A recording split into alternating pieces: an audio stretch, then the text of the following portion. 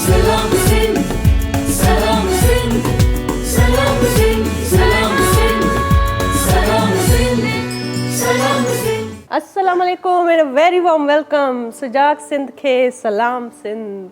नाज़रीन, ॾाढी ख़ुशी थी रही आहे मूंखे, छो त असांजे ॾींहं जी जेका शुरूआति थींदी आहे तव्हां सां मुलाक़ात जेका थींदी आहे उहा केॾी प्लेज़ेंट थींदी आहे, केॾी भरपूर मोहबत सां भरपूर थींदी आहे। ऐं प्लेज़ेंट जी जॾहिं ॻाल्हि कजे थी त कराचीअ जो मौसम तमामु घणो प्लेज़ेंट आहे ऐं माण्हू वेदर खे इंजॉय कंदा हूंदा। सुठो मौसम आहे, ख़ूबसूरत मौसम आहे, मींहुं वसंदो आहे, कॾहिं वसे थो कॾहिं नथो वसे, त इन शइ खे माण्हू इंजॉय थो करे। ॿियो वरी त जीअं तव्हां पंहिंजे मोहबत सां असांजो इंतज़ारु कंदा आहियो, प्रोग्राम जो इंतज़ारु कंदा आहियो त अॼु कहिड़ी नई ॻाल्हि जेका आहे सिखण खां मिलंदी, कहिड़नि नवनि महिमाननि सां मुलाक़ात थींदी ऐं वरी मुंहिंजो ऐं तव्हांजो जेको पंहिंजो पर्सनल ज़ाती रिश्तो आहे, नातो आहे, तालुक़ु आहे, उहो बेमिसाल आहे। सो इन ई तालुक़ खे अॻिते वधाईंदे ख़ूबसूरत हिकिड़ी ॻाल्हि जेका मां तव्हांखे चवणु चाहींदसि, ॿुधाइणु चाहींदसि, हिकिड़ो इंफॉर्मेशन में इज़ाफ़ो आहे, छो त ज़रूरी आहे इहे ॻाल्हियूं बि। त अॼु आहे 18 अप्रैल। 18 अप्रैल दुनिया में, पाकिस्तान समेत दुनिया में सक़ाफ़ती विरसे जो आलमी ॾिहाड़ो आहे ऐं हिन ॾींहं खे सेलिब्रेट करण जो असल मक़सदु इहो आहे त क़दीम तहज़ीबूं, पंहिंजो विरसो, सक़ाफ़त ऐं आसार क़दीमा जेके आहिनि उन्हनि जी ॼाण पहुचाइण ऐं उन जे हवाले सां अवेयरनेस पहुचाइण, इन जो असल मक़सदु इहो आहे।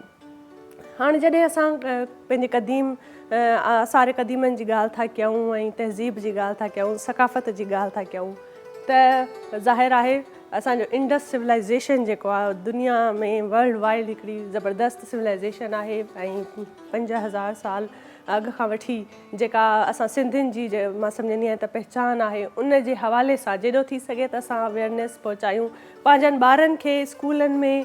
उन खां गॾोगॾु उन्हनि मां सम्झंदी आहियां त उते वञी उहे शयूं, उहे जायूं विज़िट करायूं, उहा ॼाण पहुचायूं ऐं उन शइ खे महफ़ूज़ बणाइण में जेको असांजी गवर्नमेंट ऑलरेडी कमु करे रही आहे, सिंध गवर्नमेंट, पर उन सां गॾोगॾु हर इंसान ते बि इहो फ़र्ज़ु आहे त उतां जा जेके आसे पासे वारा रहंदड़ जेके आहिनि उहे उन्हनि क़दीम तहज़ीबुनि जो ख़ासि ख़्यालु रखनि ऐं उन्हनि जो ज़ाहिर आहे जेके छो त इहे ॾाढियूं सेंसिटिव जायूं हूंदियूं आहिनि, त जॾहिं उते विज़िट करणु वञे थो त इहा इंफॉर्मेशन जेका आहे, एजुकेट करणु ॾाढो ज़रूरी आहे पंहिंजनि माण्हुनि खे, त उते कहिड़ियूं शयूं माण्हू करण खां अवॉइड करे, त ईअं न थिए त असांजी कंहिं अहिड़ी कोताहीअ जी वजह सां का अहिड़ी पुराणी 1000 साल पुराणी का तहज़ीब हुजे जेका असां पंहिंजी को नुक़सानु करे वञूं। ऐं मुंहिंजे दड़े जी ॻाल्हि थी कजे, तहज़ीब जी ॻाल्हि थी कजे ऐं संबारा जी ॻाल्हि थी कजे, त इहे उहे ॻाल्हियूं आहिनि जेके असांजूं रूट्स आहिनि। पंहिंजी तहज़ीब का बि क़ौम जेका आहे न, मां सम्झंदी आहियां त तॾहिं तरक़ी कंदी आहे जॾहिं उनखे पंहिंजे रूट्स जी क़दुरु हूंदो आहे, उनखे उनजी वैल्यू उनखे ॾींदो आहे। त असांजा रूट्स जेके आहिनि न, से इहे ई आहिनि, इहा ई असांजी तहज़ीब आहे। उन में अजरक अची थो वञे, उन में असांखे निवड़त अची थी वञे, प्यारु अची थो वञे, मोहबत अची थी वञे। त हिननि सभिनी ॻाल्हियुनि खे ज़हन में रखंदासीं ऐं जेको आहे सो इन ते बि ॻाल्हि ॿोल थींदी ऐं जेके असांजा कॉलर्स हूंदा आहिनि, कॉल कंदा आहिनि, उन्हनि सां बि मुलाक़ात त न थी सघंदी आहे, पर ॻाल्हि ॿोल जे ज़रिए ईअं लॻंदो आहे ॼण मुलाक़ात थी वेंदी आहे, छो त पंहिंजा सां कॉल कंदा आहिनि। एॾा प्यारा मुंहिंजा भाइर हूंदा आहिनि, भेनरूं हूंदियूं आहिनि जेके मूंखे कॉल कंदियूं आहिनि। त नाज़रीन, अॼु तव्हां कॉल कयो ऐं तव्हां इहो मूंखे ॿुधाइजो ज़रूरु त अॼोके ॾींहं में, छो त ज़ाहिर आहे त सक़ाफ़ती विरसे जो आलमी ॾिहाड़ो आहे, त जीअं पंहिंजे सिंध में मुंहिंज जो दड़ो आहे ऐं इन्हनि जायुनि ते वञी असां विज़िट कयूं था, त छा तव्हां विज़िट कयो आहे? मुंहिंज जो दड़ो तव्हां वञी पंहिंजनि ॿारनि खे घुमायो आहे या नाहे घुमायो, ऐं केतिरा दफ़ा वेंदा आहियो, ऐं जॾहिं उते वेंदा आहियो त तव्हांखे छा फील थींदो आहे, कीअं उहे पंहिंजूं सॼियूं ॻाल्हियूं ऐं एक्सपीरियंसिस तव्हां असांखे ॿुधाईंदा, असांखे कॉल करे, ऐं कॉलर सां इन मुतालिक़ थींदी ॻाल्हि ॿोल। ऐं बहितरीनु महिमान हूंदा आहिनि ज़ाहिर आहे, उन्हनि महिमाननि खे बि जेको आहे असां इंट्रोड्यूस कराईंदा आहियूं, उन्हनि सां कचहरी थींदी आहे। गॾोगॾु असांजी जेका सॼी कचहरी थींदी आहे उन में ख़ूबसूरत मौसीक़ी बि हूंदी आहे, ऐं मौसीक़ी हूंदी आहे बादल राही साहिब जी। अस्सलाम वालेकुम बादल राही साहिब, कहिड़ा हाल आहिनि तव्हांजा? अच्छा, जीअं मां सम्झंदी आहियां न त इंसान रूह जी ग़ज़ा आहे मौसीक़ी, पर मां सम्झंदी आहियां त रूह जॾहिं इंसान जो तरोताज़ा हूंदो आहे, ख़ुशगवार हूंदो आहे, त ऑटोमेटिकली माण्हूअ जे चहिरे ते बि नूर अची वेंदो आहे, फ्रेशनेस फील कंदो आहे। त इन ॻाल्हि खे ॾिसो त केॾी अहमियत आहे त तव्हां जिते बि वञो, तव्हांजो अंदरु हुजे, तव्हां दिलि सां जेके आहिनि ख़ुशगवार ऐं ख़ुशदिलीअ सां माण्हुनि सां मिलो ऐं उन शइ खे प्रैक्टिस में आणियो पंहिंजे पाण खे। सो बहितरीनु असांजो ही प्रोग्राम हूंदो नाज़रीन, इहे ई ॻाल्हियूं थींदियूं, मोटिवेशन जूं ॻाल्हियूं थींदियूं, प्यार ऐं मोहबत जूं ॻाल्हियूं थींदियूं, मोटिवेशन जूं ॻाल्हियूं थींदियूं। ऐं हे सभु जेके ॻाल्हियूं आहिनि, प्रोग्राम जेको तव्हां ताईं पहुचायूं था, हिन में तावन आहे GFS बिल्डर्स एंड डेवलपर्स जो। GFS बिल्डर्स एंड डेवलपर्स आसान महीननि जी किस्तुनि ते प्लॉट्स ॾियनि था, जेको मां सम्झंदी आहियां त ॾाढी सुठो मौक़ो आहे उन्हनि माण्हुनि खे जेके इंतज़ारु था कनि ऐं उहे मुंतज़िर आहिनि त असां को प्लॉट वठूं, घर खे सेटल कयूं, ज़िंदगीअ खे थोरो आसान कयूं, का हिकिड़ी लॉन्ग टर्म प्लैनिंग कयूं, त तव्हांखे कंसल्ट बि कंदा ऐं बहितरीनु जेको आहे आसान किस्तुनि ते प्लॉट बि ॾियनि था। ऐं जेको आहे 35 लखनि वारो प्लॉट सिर्फ़ु 26 लखनि में ऑफर था कनि। इन्हनि जा कॉन्टेक्ट डिटेल्स जेके तव्हांखे स्क्रीन ते नज़र ईंदा हूंदा, तव्हां उन्हनि खे कॉन्टेक्ट करे सघो था। उन सां गॾोगॾु जीअं त मां ज़ाहिर आहे पंहिंजे प्रोग्राम में जेके ड्रेसिस हूंदियूं आहिनि असांजूं, उन हवाले सां बि तव्हांखे मां ॿुधाईंदी आहियां त जेके डिज़ाइनर्स आहिनि उन्हनि जी जेका महिनत आहे उनखे ज़रूरु एप्रिशिएट करणु घुरिजे। त मूंखे जे वॉर्ड्रोब जेको आहे सिर्फ़ु फैशनिस्ट ट्रेंड मेकर्स आहिनि, उन्हनि जो वॉर्ड्रोब आहे मूंखे जेको अॼु पातल आहे ॾाढो बहितरीनु सुठो आहे। ऐं मां चाहींदसि त तव्हां इन्हनि खे ज़रूरु सर्च कयो, इन्हनि जा जेके वेबसाइट्स आहिनि उहे विज़िट कयो ऐं इन्हनि खे ऑडर कयो। इंसान जो जेको मां सम्झंदी आहियां त ओवरऑल ख़ाको हूंदो आहे न, उहो उन जी ॻाल्हियूं हूंदियूं आहिनि। हिकिड़ी ॾाढी ख़ूबसूरत ॻाल्हि मां किथे पढ़ी हुई, उन में ईअं हुयो त जॾहिं तव्हां सां को सवालु कयो वेंदो आहे त नो मैटर उहो केतिरो बि बेरुखीअ सां सवालु कयो वियो हुजे, उन में केॾो बि ख़राबु लफ़्ज़ इस्तेमालु कया विया हुजनि, तव्हांजी अगरि डिसरिस्पेक्ट थिए थी त चाहे उहा केॾी बि डिसरिस्पेक्ट थिए, पर उहो सवालु कॾहिं बि हिस्ट्रीअ में रिकॉर्ड न थींदो आहे। रिकॉर्ड थींदो आहे तव्हांजो जवाबु। उन जो जवाबु तव्हां केॾो तरीक़े सां, सलीक़े सां, तहज़ीब सां था ॾियो। ऐं जॾहिं तव्हांजी रिकॉर्ड था कयो उन्हनि शयुनि खे, त तव्हांजो कैरेक्टर जेको आहे उन मां ज़ाहिर थो थिए। त सवालु कॾहिं बि रिकॉर्ड न थींदो आहे, जवाबु रिकॉर्ड थींदो आहे। त कोशिशि कयो त सवालु चाहे कहिड़ी बि जेको आहे सो ज़ुबान में, कहिड़े बि तरीक़े सां, कहिड़े बि लहजे खां तव्हांखे जेको आहे पुछो वियो हुजे, पर जॾहिं तव्हां उनजो जवाबु था ॾियो, तव्हां माण्हुनि खे पंहिंजो जवाबु था ॾियो ऐं कंहिं बि हवाले सां रिप्रेज़ेंट कयो था पंहिंजे पाण खे, त उहो प्यार सां ऐं मोहबत सां ऐं इज़त सां कयो। छो त तव्हांजी जेका आकासी आहे, तव्हांजे कैरेक्टर जी जेका मां सम्झंदी आहियां गवाही आहे, तव्हांजी ज़बान आहे। इंसान जी ज़बान जेका आहे उहो कहिड़े तरीक़े सां ॻाल्हाए थो, कीअं थो माण्हुनि सां वेहे, कीअं थो बिहेव करे, इहे ई शयूं आहिनि जेके इंसान जी गवाही ॾींदियूं आहिनि त इंसानु सुठो आहे या न आहे। ख़ूबसूरत इन ॻाल्हि ते नाज़रीन ब्रेक वठूं था। ब्रेक खां पोइ महिमाननि सां मुतारिफ़ कराईंदासीं तव्हांखे। असांजी चांहि बि रेडी थियण वारी आहे। चांहि ईंदी, चांहि सां गॾोगॾु महिमान ईंदा, महिमाननि सां गॾोगॾु मौसीक़ी रहंदी। नाज़रीन मिलूं था नंढड़ी साई खां पोइ। सलाम सिंध, सलाम सिंध, सलाम सिंध, सलाम सिंध, सलाम सिंध, सलाम सिंध। वेलकम बैक नाज़रीन। ब्रेक खां पोइ हाज़िर आहियूं। बहितरीनु प्रोग्राम जी शुरूआति थी चुकी आहे ज़ाहिर आहे। ऐं हींअर ब्रेक खां पोइ तव्हांखे ख़बर आहे त महिमाननि जी शमूलियत थींदी आहे असांजे प्रोग्राम में। ऐं बहितरीनु महिमान आहिनि अॼु बि जेके असां सां गॾु मौजूदु आहिनि। उन्हनि सां जेके असां ॻाल्हियूं कंदासीं बहितरीनु हूंदियूं ऐं मोटिवेशन हासिलु कंदासीं, उत्साह हासिलु कंदासीं। गॾोगॾु बादल राय साहिब जी म्यूज़िक आहे साईं, सो उन सां गॾोगॾु रूह खे बि ग़िज़ाइयत मुयसरु थींदी रहंदी। बहितरीनु महिमान आहिनि ऐं मां चाहींदसि त मां उन्हनि खे हाणे इंट्रोड्यूस करायां, छो त जेॾो थी सघे त असांखे घणो वक़्तु मिले त असां उन्हनि सां कचहरी कयूं, उन्हनि सां ॻाल्हायूं। त डॉक्टर साहिबु असां सां गॾु मौजूदु आहिनि। बहितरीनु मां सम्झंदी आहियां एमरजेंसी मेडिसिन ट्रॉमा सेंटर में एमरजेंसी मेडिसिन जा सीनियर मैनेजर आहिनि डॉ यूनिवर्सिटी में, डॉक्टर मुमताज़ बलोच साहिबु। अस्सलाम वालेकुम डॉक्टर साहिबु, कहिड़ा हाल आहिनि तव्हांजा? भलीकार कयूं था तव्हांखे ऐं अंगण ते अचण जे लाइ भलीकार ऐं थोराइता तव्हांजा। उन सां गॾु नाज़रीन असांखे जिन यंग मां सम्झंदी आहियां त सोशल एक्टिविस्ट आहिनि, उहा हिकिड़ी टीम आहे, उन्हनि असांखे जॉइन कयो आहे। बहितरीनु टीम आहे। ॾाढो मूंखे ख़ुशी थींदी आहे जॾहिं मां नौजवान टहीअ जा अहिड़ा माण्हू ॾिसंदी आहियां जेके पंहिंजे हिसाब सां नंढो या वॾो थोरो घणो कॉन्ट्रीब्यूशन सोसाइटी में ॾियनि था ऐं इहो ॾाढो ज़रूरी आहे। ऐं इहो उत्साह ॾियारींदो आहे उन्हनि माण्हुनि खे जेके सोचींदा आहिनि त असां वटि ज़रिया न आहिनि, असां वटि मतिलबु एजुकेशन त आहे पर पैसो न आहे ऐं गवर्नमेंट जे हिसाब सां उन्हनि खे के शिकायतूं हूंदियूं आहिनि, इदारनि जे हिसाब सां शिकायतूं हूंदियूं आहिनि। त माण्हू जॾहिं अहिड़ा माण्हू असां मिलंदा आहिनि, उन्हनि सां मुलाक़ात थींदी आहे त हिकिड़ो मां सम्झंदी आहियां त अञा वॾी दिलि थी वेंदी आहे त जॾहिं हे माण्हू करे थो सघे त मां छो न। इहे ॻाल्हियूं, इहा हिकिड़ी पॉज़िटिव अप्रोच आहे जेका ज़िंदगीअ में तमामु ज़रूरी आहे। सो असांखे जॉइन कयो आहे राजकुमार। राजकुमार पाण जेको आहे मिठीअ सां हुनजो तालुक़ु आहे ऐं नौजवान सोशल एक्टिविस्ट आहे, CEO आहे IYC innovative youth for competitors. बहितरीनु इन्हनि जो हिकिड़ो ऑर्गेनाइज़ेशन आहे, उन हवाले सां कमु था कनि पिया। उन्हनि सां गॾु इन ई ऑर्गेनाइज़ेशन में जेका कमु थी करे अस्मा बतूल, उन बि असांखे जॉइन कयो आहे। सो राजकुमार ऐं अस्मा खे वेलकम था कयूं। अस्सलाम वालेकुम, वेलकम, वलीकार। ऐं ॾाढी ख़ुशी थींदी आहे जॾहिं मां ॾिसंदी आहियां त अहिड़ी अलॻि अलॻि फॉरम्स अची विया आहिनि। राजकुमार, तव्हां त पाण मां सम्झंदी आहियां CEO आहियो, तव्हां मेन थॉट प्रोसेस तव्हांजे जेको आहे सो थ्रू इहो आयो आहे, त कीअं तव्हां इहो सोचो ऐं कीअं ज़रूरत कीअं महसूसु थी त इन हवाले सां बि कमु थियणु घुरिजे। मिठीअ सां ऑलरेडी उते घणो कमु करण जी ज़रूरत आहे ऐं मूंखे ॾाढी ख़ुशी थींदी आहे त जॾहिं माण्हू कंहिं बि इलाइक़े सां वाबस्ता हुजे उनजी पंहिंजी ज़िमेदारी फील करे। त हाणे छो त मां हिन इलाइक़े मां आहियां त मुंहिंजी ज़िमेदारी आहे त मां कुझु न कुझु ॾियां। इंसानु गेन घणो थो करे पंहिंजे मुल्क मां, पंहिंजे सोसाइटी मां, पंहिंजनि तहज़ीबुनि मां, पर मोट में जॾहिं ॾियण जो टाइम थो अचे त ॾेई नथा सघूं पाण। तव्हांखे किथां इहा इंस्पिरेशन मिली, किथां motivation? First of all thank you so much बाग एंड सिंध TV। हुननि हमेशह यूथ खे प्रोमोट कयो आहे ऐं यूथ खे कोने कोने मां चुने चुने प्रोमोट कयो आहे। कंहिंजो तालुक़ु थरपारकर सां आहे, कंहिंजो तालुक़ु KPK सां आहे। So it's really great diversity and I really appreciate your director, your team and your positive approach as well. बाग हू चवंदा आहिनि कि मेरा रब देता सबको है मगर लेता किसी किसी से है।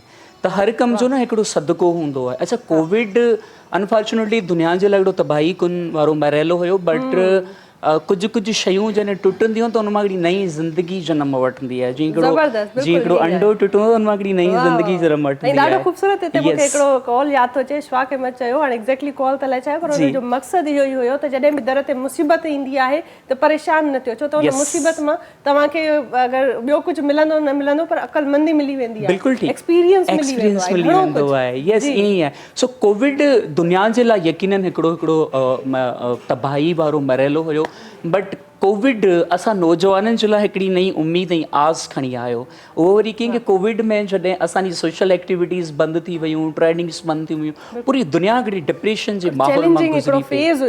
यस, माने हिकिड़ो असां सभई सोशली कट ऑफ थी वियासीं ऐं असां सभई हिकिड़े मेंटल डिप्रेशन जो हिकिड़ो शिकार थी वियासीं ऐं जंहिंमें तव्हां ॾिठो कि काफ़ी माण्हू जो मेंटली डिप्रेस थिया। अच्छा, वेंदे वेंदे न हिकिड़ो ख़्यालु ज़हन में आयो कि छो न ही जेके नौजवान आहिनि, पाकिस्तान जी 62% आबादी नौजवाननि जी आहे ऐं नौजवान जेकॾहिं ईअं ई डिप्रेस थी वेही वञे त पोइ अॻियां वञी हिन मुल्क जूं केरु हू संभालींदो। पोइ हिकिड़ो न सोचो कि हिकिड़ो ऑनलाइन सेशन जो इनकाद कजे ऐं जिन सेशन्स में टॉपिक हुजे कि कोविड में डिप्रेशन या एंज़ाइटी खे मैनेज कीअं कयो वञे। बाग, डू यू बिलीव कि असांजी सोच खां मथे पूरी पाकिस्तान में तक़रीबन 500 खां प्लस यूथ उन सेशन खे जॉइन कयो। यस, ऐं पोइ सोचो कि हिन कारवां खे अञा हलणु ॾिजे, रोकजे न। पोइ धीरे धीरे डिफरेंट सेशन्स में असां रखिया। IYC जो पहिरियां नालो हुयो इनोवेटिव यूथ फॉर चेंज, बनालो खुद को बदल दो राय। So we totally believe on skills. जेकॾहिं तव्हां स्किल्स आहिनि पोइ तव्हां न बेरोज़गार रहंदा, न तव्हां डिप्रेस्ड रहंदा। असल में जेको ख़ाल आहिनि उहो असांजे अंदरि में ॾाढी सुठी ॻाल्हि तव्हां कई त पंहिंजे स्किल्स ते बिलीव कयो। स्किल्स ते बिलीव करणु तमामु ज़रूरी आहे। जॾहिं तव्हां पंहिंजे पाण ते बिलीव न कंदो त तव्हां दुनिया खे कोन था मञाए सघो पंहिंजो पाण। ऐं जॾहिं इंसानु पंहिंजी मदद पाण कंदो आहे न त उहे हर हार्डल्स, जेके बि तकलीफ़ूं, जेके बि दुश्वारियूं उन्हनि खे रस्ते में मिलनि थियूं त उहो उनखे पाण ई उहा हिमत अची वेंदी आहे त मूंखे, छो त ही मुंहिंजो क़दम आहे, मुंहिंजो फ़ैसिलो आहे, त हिनखे मूंखे ई डील करणो आहे। ऐं जॾहिं तव्हां उहे फ़ैसिला ऐं उहे डिसीजन्स तव्हां ते जॾहिं थोपिया वेंदा आहिनि सोसाइटीअ जे पारां, घर वारनि जे पारां, त पोइ थोरी घणी बि मुश्किल ईंदी आहे न त माण्हू चवंदो आहे मुंहिंजी त इहा चॉइस ई कोन्हे, इहो त मुंहिंजे घर वारनि चयो, हाणे ॾिसो ही मुश्किल अची वई आहे, हाणे तव्हां मुंहुं ॾियो। त इहो ॾाढो ज़रूरी आहे त तव्हां पंहिंजा फ़ैसिला पाण कयो, ख़ुदि एतमादीअ सां कयो ऐं थोरो ॾिसी वाइसी मेच्योर करे। सलाह भली तव्हां सभिनी खां वठो पर फ़ैसिलो पंहिंजो हुजे। बहितरीनु ॻाल्हि आहे। इन ते अचूं था डॉक्टर साहिब ॾे। जीअं कोविड जो ज़िक्र कयो राजकुमार, ॾाढो सुठे तरीक़े सां ॿुधाईं त ॾुखियो वक़्तु, मुश्किल ऐं मुसीबत तव्हांखे उत्साह बि ॾियारींदी आहे ऐं उन मां हिकिड़ो माण्हू पॉज़िटिव कमु बि करे थो सघे। तव्हां बि इन मुश्किल वक़्त में, छो त एमरजेंसी मेडिसिन जे हवाले सां तव्हां उनजा सॼो ॾिसो था पिया ऐं उन सां गॾोगॾु तव्हां फ्लड्स में ॾाढो कमु कयो, जेके ॿोॾियूं पई आयूं ऐं कम्यूनिटीअ में ॾाढियूं तव्हां अलॻि अलॻि क़िस्म जूं जेके बीमारियूं हुयूं उन हवाले सां ॼाण बि ॾिनी ऐं पाकिस्तान UAE जे मेडिकल मिशन जे तौर ते ॾाढो कमु कयो आहे। त मां चाहींदसि त इतां शुरूआति था कयूं त पाक UAE मेडिकल मिशन छा आहे ऐं हुन में बेसिकली तव्हां थैंक यू वेरी मच। मां राजकुमारी ॻाल्हि खे कंटिन्यू कंदो हलां। जॾहिं कोविड आयो त बिल्कुलु ठीकु था कनि त डिप्रेशन आइसोलेशन हो, सोशल एक्टिविटीज़ घटि थी वियूं। जेके हेल्थ केयर वर्कर्स डॉक्टर्स उन्हनि जो छा हो, या त हलिया वञनि उहे बि आइसोलेशन में वेही रहनि या फ्रंट ते अची करे पेशेंट्स खे ट्रीट कनि। सभिनि खां वॾो रिस्क वॾे में वॾो रिस्क असां लाइ आयो, वॾे में वॾो चैलेंज असां लाइ आयो। ठीकु आहे, छो जो असां कोविड पेशेंट ई डील पिया कयूं न। जेके हुया कोविड पॉज़िटिव पेशेंट आहे विद कॉम्प्लिकेशन सां गॾु आहे, जेके अटेंडेंट आहे मोस्टली उहे बि इन्फेक्टेड आहे।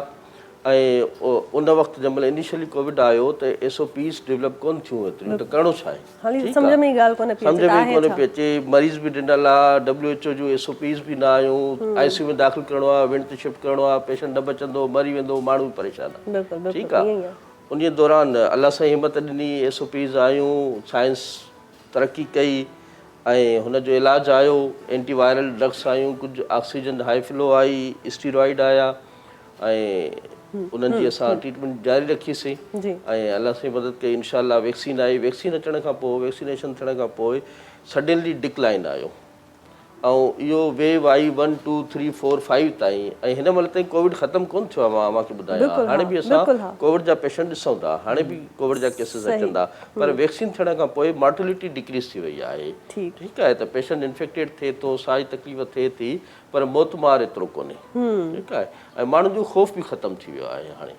त इहो त ॾाढो ॾुखियो मरहलो हो जेको अलाह जे करम सां जेके बची वियासीं, आलमी सतह दुनियावी लेवल ते ॾाढो ॾुखियो मरहलो। काफ़ी माण्हुनि पंहिंजा प्यारा विञाए वरिता आहिनि ऐं ज़ाहिर आहे हिकिड़ो लाइफ गेम चेंजिंग, जीअं गेम चेंजर हिकिड़ो मां सम्झंदी आहियां, ईअं लाइफ चेंजर हिकिड़ो असांजो हिकिड़ो मरहलो हुयो, जेका मुसीबत हुई, जेका जंहिंजो घर जो प्यारो जेको आहे वालिदा हुजे, वालिद हुजे, भाउ भेण हुजे, उहो अगरि एक्सपायर थो थी वञे त उनखे हथ बि कोन हणी सघंदा, टच बि करे न सघंदा। ॾाढो वॾो मुश्किल मरहलो। अच्छा, तव्हां जीअं ॿुधायो त उन में सभ खां वधीक रिस्क तव्हांखे हुयो, त ज़ाहिर आहे डॉक्टर्स जेके बि असांजा आहिनि उहे छो त डायरेक्टली कॉन्टेक्ट हुया ऐं ईअं, ऐं उनखां अलावा उन्हनि वटि ॿियो को रस्तो बि कोन हो न, उन्हनि जी जॉब आहे, उन्हनि जी रिस्पॉन्सिबिलिटी आहे, उन्हनि खे करिणो पियो पवे।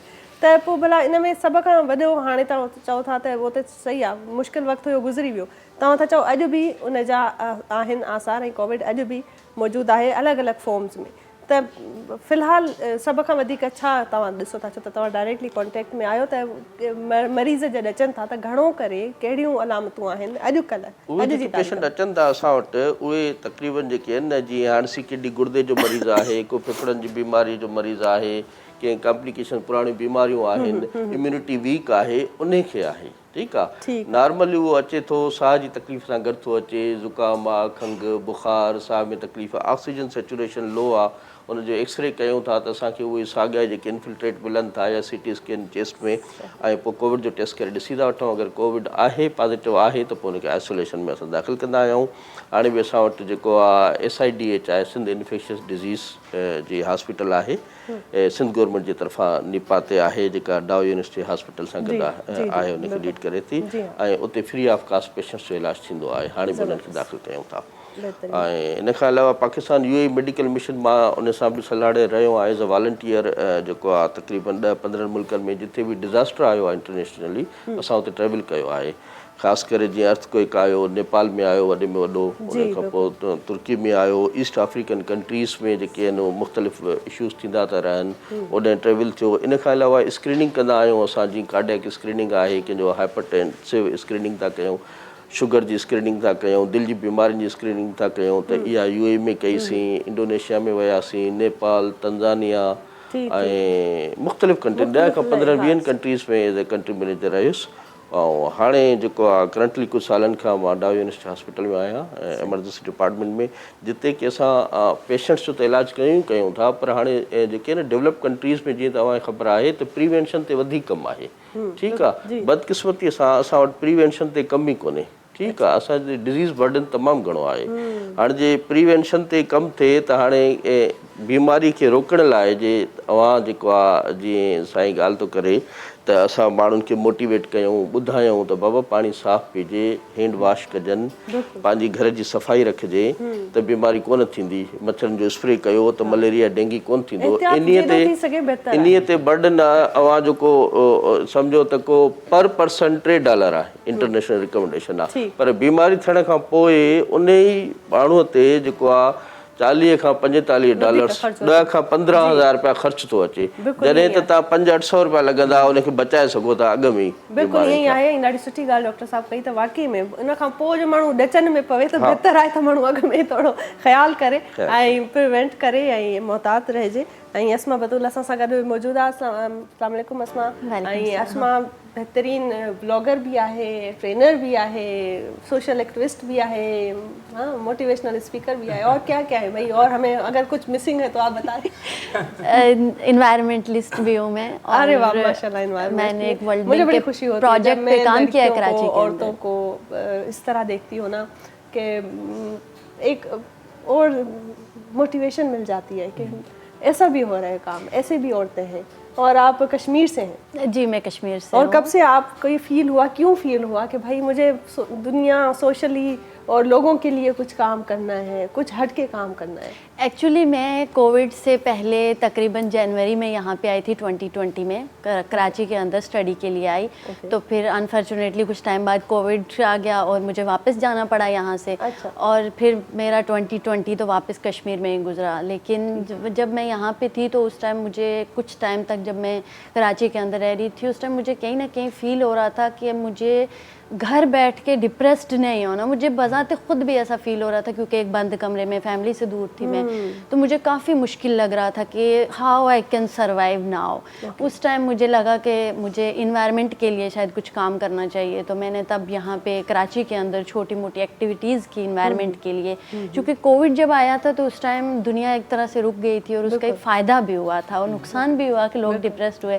फ़ायदा ये हुआ कि क्योंकि गाड़ियाँ रुक गई थी और दुनिया एकदम से रुक गई, तो उसका एनवायरनमेंट पे काफ़ी अच्छा इम्पैक्ट आया था। अच्छा, तो कभी ऐसा हुआ नहीं कि किसी ने, अम्मा ने घर पे या किसी टीचर ने बोला हो कि पागल हो, क्या कर रही हो, ये भाई कुछ नहीं होगा, बस करके बैठ जाओ, कैसे कामों में पड़ रही हो? बोला डेफिनेटली। उस टाइम ये थी कि हर बंदा डर रहा था कि आप बाहर जाओगे, आप इन्फेक्टेड हो जाओगे इस चीज़ से, तो इसलिए आपको घर में रहना चाहिए। बट मुझे एक तरह से एक मोटिवेशन आ रही थी कि ये टाइम है जब मुझे कुछ करना चाहिए, मुझे बाहर निकलना चाहिए।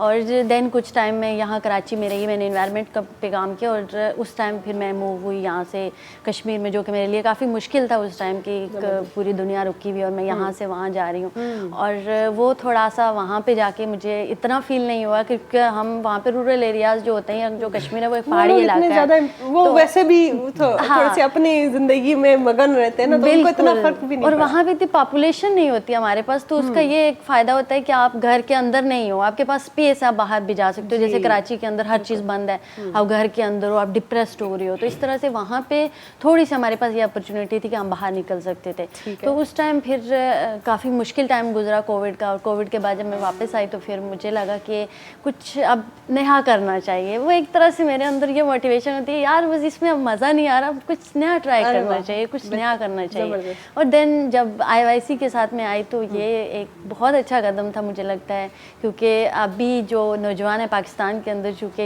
इकनॉमी इतनी डाउन है, चल रही है और इतनी अनएम्प्लॉयमेंट है, उसकी वजह से काफ़ी लोग डिप्रेस्ड हैं और स्पेशली स्किल्स नहीं है, और लोग स्पेशली जो यूथ है, यूथ इस चीज़ को लेकर काफ़ी परेशान है। तो ऐसे में अगर कोई उनको मोटिवेशन देता है तो उनके लिए एक, वो कहते हैं ना कि सहरा में बारिश बरसने के बराबर है। वाह वाह वाह, क्या बात है, बिल्कुल ऐसा ही है। और बहुत अच्छा फील हुआ आपसे बात करके। नाज़रीन, ॾाढो सुठो ॻाल्हियूं ॿोलियूं हलनि थियूं पियूं असांजे महिमाननि सां, छो त अहिड़ा महिमान आहिनि जिन सां जेॾो थी सघे असां घणो ॻाल्हाए था सघूं, इन करे ख़बर कोन पवंदी आहे टाइम जी। सो मूंखे हाणे डायरेक्ट चयो ब्रेक जो टाइम आहे, साहीअ जो टाइम आहे, साही वठी ऐं पोइ वापसि अचूं था ऐं ॾिसंदा रहो प्रोग्राम सलाम सिंध। मिलूं था नंढड़ी ब्रेक खां पोइ।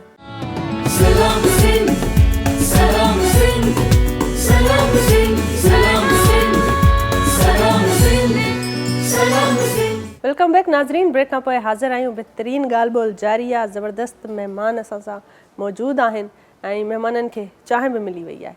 डॉक्टर साहब चांहि पियो था मज़ेदार आहे सुठी आहे ॾींहं जी माना हाणे बाक़ाइदा शुरूआत थी वई आहे सुबुह हाणे थी वियो आहे हाणे थी हा चांहि खां पोइ सुबुह थींदो आहे सही ज़बरदस्त ॻाल्हि ॿोल असां वटि जेके महिमान आहिनि मां सम्झंदी आहियां नाज़रीन त उन्हनि जी जेका जाखोड़ आहे जेके एक्सपीरियंसिस आहिनि जॾहिं असां उन्हनि ते ॻाल्हाईंदा आहियूं त काफ़ी ॻाल्हियूं अहिड़ियूं आहिनि जेके पोइ ख़बर पवंदियूं आहिनि छो त मूंखे ऐं तव्हांखे पंहिंजी ज़ाहिर आहे इंसानु हर फील्ड में त माहिर कोन्हे त जॾहिं उहो अलॻि अलॻि फील्ड सां वाबस्ता माण्हुनि सां मिले थो उन्हनि जा एक्सपीरियंसिस ॿुधे थो त ख़बर थी पवे त असांखे त ख़बर ई न हुई त इहे मसइला बि सोसाइटीअ में आहिनि डॉक्टर साहब जॾहिं तव्हां ज़िक्र पिया कयो त कोविड जो ज़िक्र थियो उन खां पोइ तव्हां ॿुधायो त फ्लड में बोड जॾहिं आई त ॾाढो हिकिड़ो इहो बि ॾाढो ॾुखियो मरहलो हुयो सॼी सिंध जे लाइ ऐं हींअर बि हाणे वरी पेशनगोई आहे वरी बोड जो जेको आहे सो त माना छा उहे एक्सपीरियंसिस हुया तव्हां थोरो असांखे उन हवाले सां ॿुधायो त उन दौर में तव्हां किथे किथे कैंपेन शुरू कई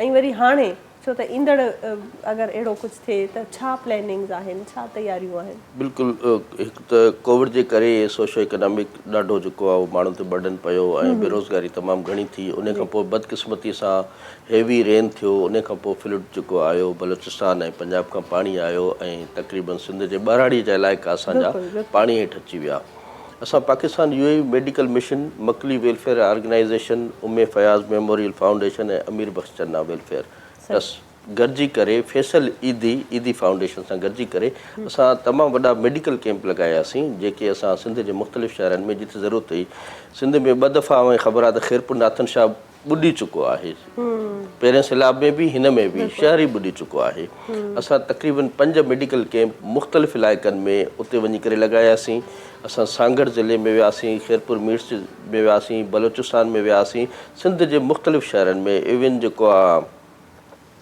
कराची में जेके सैलाब ज़दगान स्कूलनि में आया उन लाइ बि मेडिकल कैंप लॻायासीं तमामु घणो ॾुखियो मरहलो हो ठीकु आहे असांजो जॾहिं हेॾे वञणु थियो सेवण ऐं ख़ैरपुर नाथन शाह त तंहिंमहिल रस्ता त बंदि हुया ऐं ॿेड़ियुनि वसीले सामान खणी वियासीं माण्हू जेके आहे उहे रहियल आहे अच्छा उते सिर्फ़ु इहो कोन्हे त पाणी आहे पाणी जॾहिं बहिजी थो वञे त उन में स्मेल थी थिए जानवर माण्हू उन में मरी विया बीमारियूं हब्स स्मेल इन खां अलावा मच्छर ऐं ॿियूं बीमारियूं बि तमामु घणो मुंहुं कढनि थियूं ऐं माण्हुनि वटि खाइण पीअण लाइ कोन्हे पाणी साफ़ु कोन्हे ऐं तमामु घणियूं बीमारियूं असां मेडिकल कैंप लॻायासीं अलहमदुलिल्लाह पाकिस्तान यूएई मेडिकल मिशन जे तरफ़ां तमामु वॾा इक्विप गाॾियूं आहिनि इन्फ्लेटेबल टेंट्स आहिनि असां वटि ऐं जेको आहे फार्मेसी जी टीम हुई लैब जी टीम हुई ऐं जेको आहे हेल्थ केयर वर्कर्स जंहिंमें स्पेशलिस्ट डॉक्टरनि जी टीम मौजूदु आहे असां वटि त वञी करे असां कैंप लॻायासीं पंहिंजे तौर ते जेका करे पिया सघूं असां त उहा ख़िदमत कईसीं इन खां अलावा वरी जेको आहे असां कुझु दोस्त गॾिजी करे वेठासीं छो जो इहे जेके आहिनि वॾी ऑर्गेनाइज़ेशन सां एज़ अ वॉलंटियर कमु कंदा आहियो त इन में थोरो टाइम लॻंदो आहे वञण में ठीकु आहे छो त सिक्योरिटी क्लीयरेंस बि ॾिसंदा आहियूं ऐं अप्रूवल बि ईंदो आहे पोइ अच्छा वरी सॉरी तव्हांजी ॻाल्हि कटियां थी जॾहिं माण्हू इन सतह ते कमु कंदो आहे न जॾहिं माना कम जी ज़रूरत घणी हूंदी आहे जंहिंखे चइजे बल्क में ऐं माना माण्हू कमु करण वारा पूरा न पवंदा आहिनि त माण्हू किथे वञी काॾे वञे ज़रूरत घणी आहे ऐं मतिलबु मटीरियल ऐं शयूं ऐं असां वटि फैसिलिटीज़ घटि आहिनि त पोइ जीअं चइबो आहे न त हाणे ज़रूरत महल कमु अचणु घुरिजे उन खां पोइ बेशक तव्हां अगरि कंहिंखे राशन जूं बोरियूं ॾियो छा बि कयो पर जॾहिं बुख मरनि था पिया जॾहिं कंहिं घर में को ॿारड़ो उन वक़्तु हालत में आहे इमरजेंसी सूरत आहे त उन वक़्तु ज़रूरत करणु तमामु घणो ज़रूरी आहे बिल्कुलु सही ॻाल्हि कई असां हिकिड़ी पाण में दोस्तनि मीटिंग कईसीं वरी वेही करे डॉक्टर ऐं एजुकेशनिस्ट हुयासीं त हाणे एतिरे वॾे पैमाने ते तबाही अची चुकी आहे त चऊं पिया त हाणे छा कंदासीं भला पाण में वेठा आहियूं छा था करे सघूं पोइ असां चयोसीं या त पंहिंजी ड्यूटी कयूं घर वेठा हुजूं या असां 10 माण्हुनि खे बि रिलीफ ॾियूं त इहो बहितरु आहे घर वेहण खां पोइ असां पाण में डॉक्टर एजुकेशनिस्ट वेठासीं अलहमदुलिल्लाह असां हिकिड़े 2 ॾींहंनि में कोई 5 लख जूं दवाऊं अरेंज करे वियासीं उन वक़्तु मेडिसन अरेंज करण बि ॾाढियूं ॾुखियूं हुयूं हा शॉर्ट थी वियूं दवाऊं उहे अरेंज कयूंसीं ऐं पोइ असां मकली वेलफेयर ऑर्गेनाइज़ेशन जो हिकिड़ो बुनियादु विधोसीं पाण मकली असांजो एसेट्स आहे ऐं नालो आहे सिंध जो जेको आहे असांजो क़दीमी ऐं हिन जो कब्रिस्तान आहे त उन नाले सां असां सिंध जे मुख़्तलिफ़ शहरनि में बलोचिस्तान में डॉक्टर्स जी टीम वठी वियासीं दवाऊं खणी वियासीं जिथे जिथे ज़रूरत हुई उते वञी करे माण्हुनि जी जेका तकलीफ़ हुई पंहिंजे तरफ़ां कोशिशि कईसीं त उहा दूरि कयूं ऐं असां वरी उनखे फॉलो कयोसीं। हिकिड़ी कैंप हईसीं, वरी 15 ॾींहं हईसीं, वरी महीने खां पोइ हयूंसीं। ऐं ॾाढो बहितरीनु तव्हां कमु कयो। In if I am not wrong त तव्हां फर्स्ट वन तव्हां हुयो, पहिरीं कैंपिंग तव्हां कई। बिल्कुलु माशाल्लाह, ॾाढो सुठो। ऐं अहिड़नि माण्हुनि सां जॾहिं मिलिजे थो त दिलि अञा वॾी थी पवे। त इहे असांजा माण्हू आहिनि जेके सिर्फ़ु ॻाल्हियूं नथा कनि पर कमु बि करे था ॾेखारनि। ॾाढियूं सुठियूं ॻाल्हियूं थियूं हलनि पियूं। ऐं हींअर मौसीक़ी मां सम्झंदी आहियां त ॿुधी वञे त सुठो रहंदो ऐं ॾींहं जी बि सुठी शुरूआति थींदी। बादल राय साहब असां सां गॾु आहिनि ऐं राजकुमार साहब मौसीक़ी ॿुधंदा? Yes, यू बिल्कुलु। Like music? सभिनी खे मौसीक़ी पसंदि हूंदी। सो जी बादल राय साहब कहिड़ो था कलाम ॿुधायो? तोखे सारे सुपरी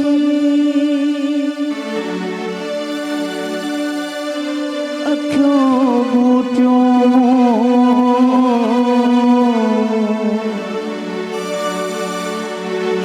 तोखे सारे सुपरी अखियों बूटियों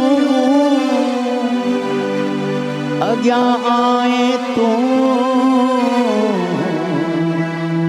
ठही नक्शो सिंध जो।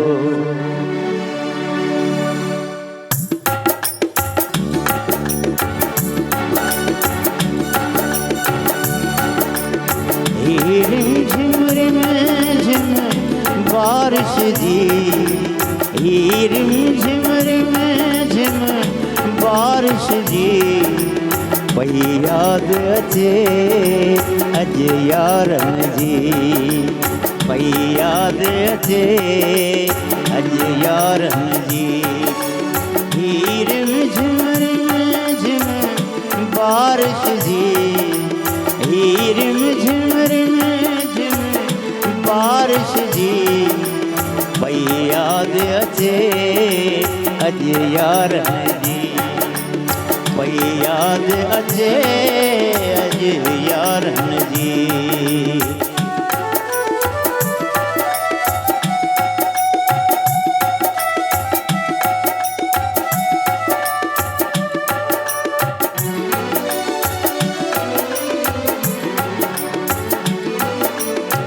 को रक्स कजे बे वक्त कजे को रक्स कजे बे वक्त कजे को रक्स कजे बे वक्त कजे बस ॻाल्हि हुजे दिल वारनि जी बस ॻाल्हि हुजे दिल वारनि जी पई याद अचे अॼु यारनि जी पई याद अचे अॼु यारनि जी झिम झिम बारिश जी झिम झिम बारिश जी पई याद अचे अॼु यारनि जी पई याद अचे अॼु यारनि जी।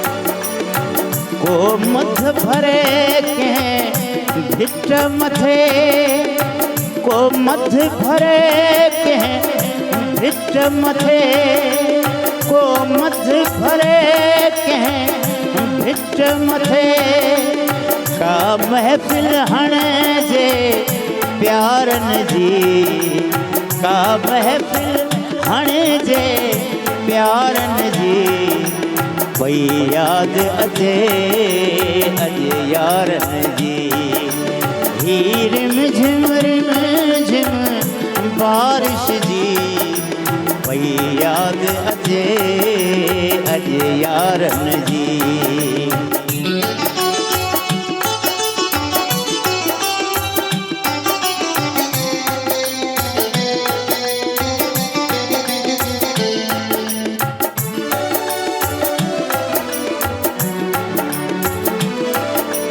हुन पर पुछ तोखे वठ विधा हुन पर पुठ तोखे वठ विधा सरे गा गा गा गा रे गा मा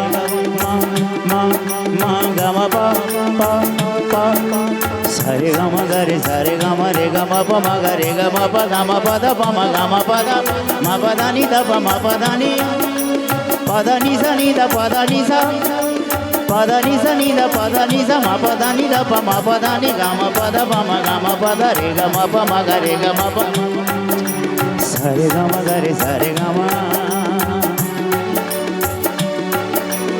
हुन पर पुठ तोखे वठ विधा हुन पर पुठ तोखे वठ विधा छॾ यार अली ॿुध यारनि जी छॾ यार अली ॿुध यारनि जी पई यादि अचे अॼु यारनि जी ही रिम झिम बारिश जी ही रिम झिम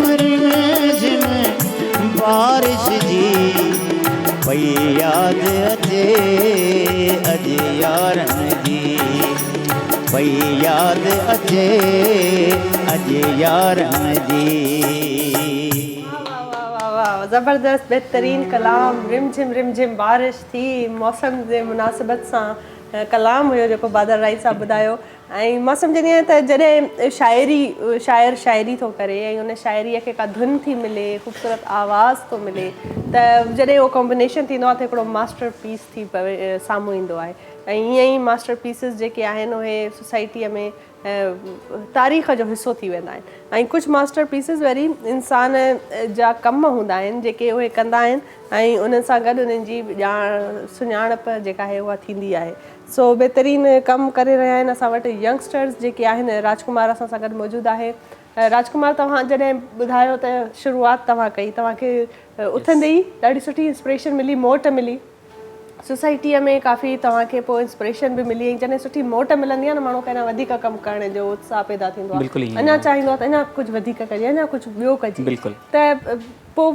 वधीक नेक्स्ट स्टेप तव्हांजो छा हुयो इन शइ खे तव्हां ग्रो कीअं कयो आउंगे थोरो सो वधाउ कंदो हलां त तव्हां जॾहिं बि दुनिया में जेको बि कमु कंदा आहियो न 50% माण्हू तव्हांजे गॾु हूंदा आहिनि ऐं 50% माण्हू तव्हांजे अगेंस्ट लाइक्स डिसलाइक्स तव्हांजी ज़िंदगीअ जो हिसो आहे हर माण्हू जा पंहिंजा पैरामीटर्स कंदा कुझु न कंदा वो हु कंहिं शायर चयो न कुछ तो लोग कहेंगे लोगों का काम है कहना सो छोड़ो बेकार की बातें छोड़ो बेकार गीत न गाए रहना बिल्कुल यही है सो तव्हां जॾहिं बि सोसाइटी जे लाइ कमकार कयो था न तव्हां हमेशह चवंदो आहियां कि दुनिया जूं जेके बि ख़ूबसूरत तरीन शख़्सियतूं आहिनि इवन असांजा जेके नबी आहिनि जेके अवतार आहिनि उहे बि जॾहिं दुनिया में माण्हू हुननि खे बि बख़्श कोन कयो ऐं असां उनजे अॻियां कुझु बि न सो इट्स हैपन एवरीवेयर पोइ उन मरहले मां जेको माण्हू मज़बूत थी निकिरे थो न पोइ ई उनखे मुख़्तलिफ़ माण्हू हुन सां गॾु थियनि था यकीन सम्झो मां हिकिड़ी ॻाल्हि कंदो आहियां कि असां वटि यूथ NGOs त आहिनि यूथ डिपार्टमेंट आहिनि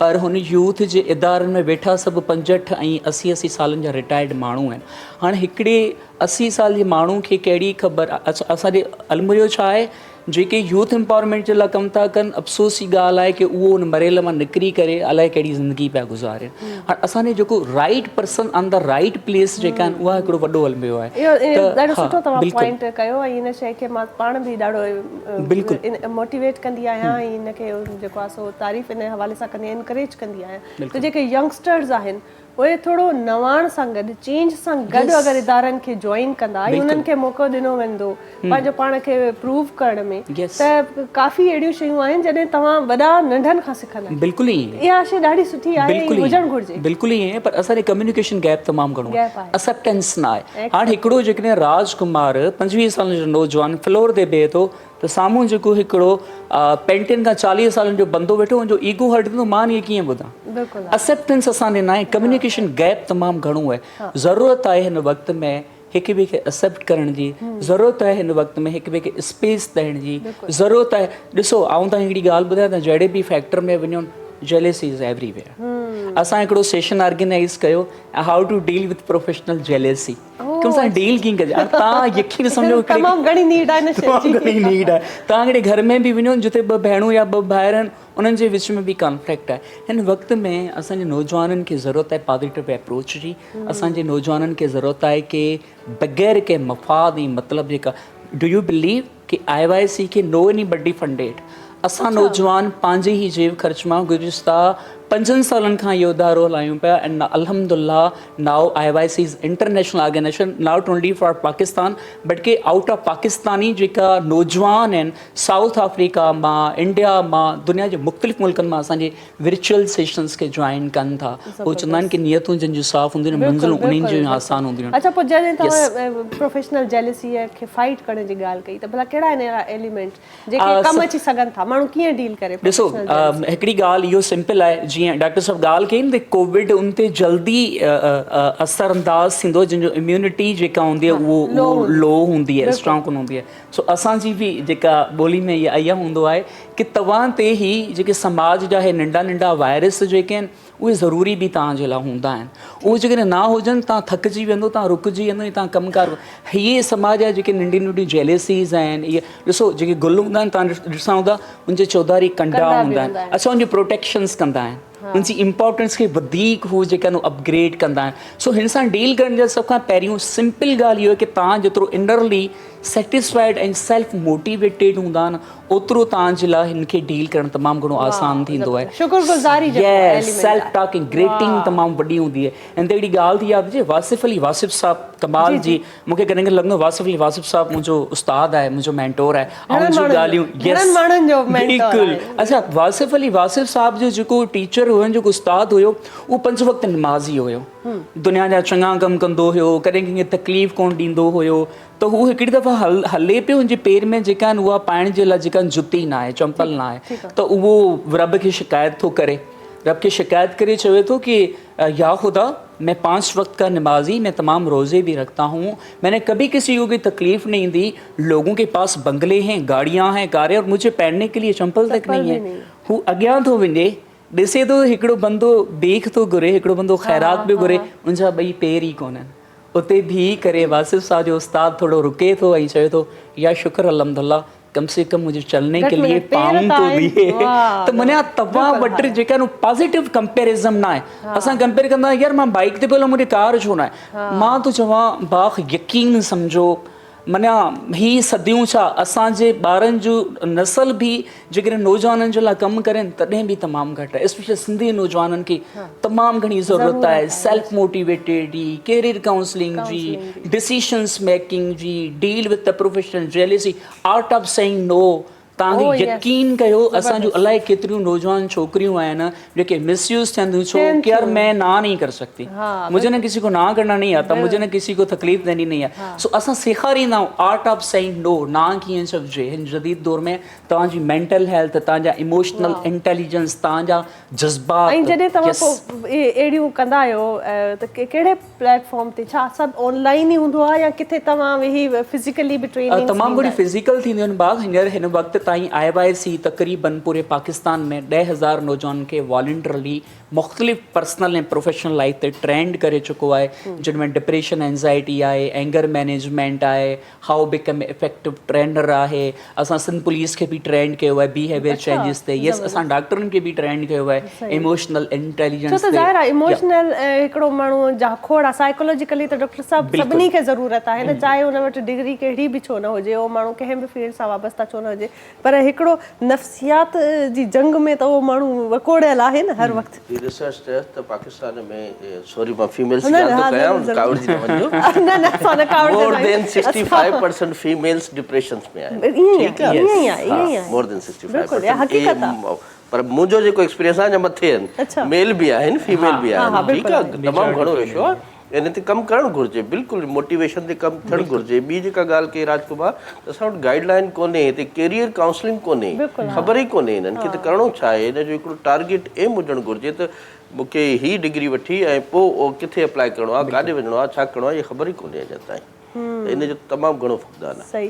ऐं जॾहिं तव्हां अहिड़नि फील्ड्स में कमु था कयो पिया तव्हां चयो तव्हां अलॻि अलॻि मुल्कनि में कमु करे चुका आहियो हींअर काफ़ी सालनि खां पाकिस्तान में डॉ यूनिवर्सिटी में कमु था कयो नौजवाननि में छा था ॾिसो छा उहा मोटिवेशन, उहा डेडिकेशन, कमु करण जी जेका उहा मां सम्झंदी आहियां हिकिड़ो पैशन आहे, जुनून आहे, जीअं तव्हां जी जनरेशन में मां ॾाढो ॾिठो आहे, पर अॼुकल्ह जी जनरेशन में वरी थोड़ी डिफरेंट आहे। छा था ॾिसो कीअं नौजवान रही ॾिसो हिकिड़ी त बदकिस्मती आहे असांखे जेके नौजवान ॾिसंदो सभु नौकिरी जी तलाश में आहिनि, ठीकु आहे, सभु नौकिरी छा थींदो नौकिरीअ में, जेको आहे तव्हांजो महीनो ख़तमु थियण खां अॻु में सैलरी ख़तम थी वञे, बिज़नेस कयो, ठीकु आहे, बिज़नेस दुनिया में जिथे किथे बिज़नेस था कनि, हीअ जेको आहे पंहिंजो एजुकेशन वठो, एक्सपीरियंस गेन कयो, बिज़नेस शुरू कयो, बहितर इहो ई आहे, इहो माण्हुनि खे मोटिवेट करणु घुरिजे। मां साईं खे रिक्वेस्ट कंदुसि त इहो रिक्वेस्ट कयोसि त उन ते उन्हनि खे जेको आहे मोटिवेट कनिसि। ॿियो मां बादल राई साहिब जो हाणे जेको रिम झिम वारो कलाम पियो हले, ठीकु आहे, इन ते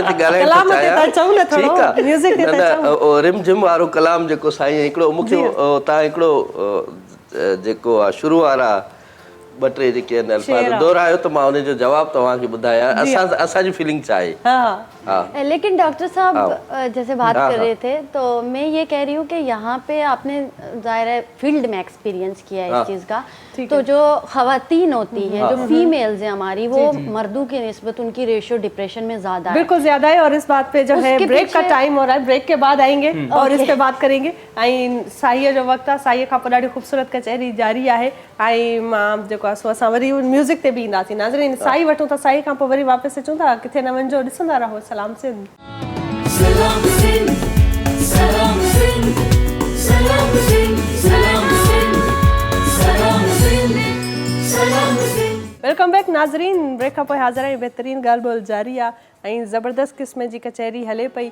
ऐं जेको आहे अस्मा, आप शायद कुछ बात कर रही थी कुछ विमेन रेशो के हवाले से। जी मैं एक्चुअली ये बात कर रही थी यहाँ पे कि पाकिस्तान के अंदर स्पेशली अगर हम बात करें तो हमारे इस खित्ते के अंदर जो फीमेल की रेशो है डिप्रेशन के अंदर वो ज़्यादा एज़ कम्पेयर टू मेल। उसके पीछे बहुत सारी रीज़न्स है। पहली रीज़न तो हम ये देखते हैं कि फ़ीमेल चूँकि घर के अंदर रहती हैं, उनके पास कोई क्रिएटिव एक्टिविटी नहीं होती करने के लिए, और उनकी लाइफ जो भी है, ऐसी बात नहीं है कि क्योंकि मैं फीमेल हूँ तो इसलिए कह रही हूँ, लेकिन बीइंग अ फीमेल एक औरत की ज़िंदगी मर्द की ज़िंदगी के मुकाबले में थोड़ी ज़्यादा चैलेंजिंग, एग्जैक्टली ज़्यादा। ये बात नहीं है कि मर्द को चैलेंजेस को फेस नहीं करना पड़ता, लेकिन ये बात है कि उसको बहुत सारी चीज़ों को, लेकिन जो हमारा सिस्टम है, इस सिस्टम के अंदर हम, ये आपकी बात ठीक है कि हम ये नहीं कह सकते मर्द भी बहुत बुरी तरह से वो उसका इस्तेसाल हो रहा है, लेकिन एज़ कम्पेयर टू मेल हमारी फीमेल्स को ज़्यादा। और उसके पीछे रीज़न ये है कि चूँकि फीमेल घर के अंदर होती हैं, वो कोई एक्टिविटी नहीं कर सकती, मुख्तलिफ लोगों से नहीं मिल सकती हैं,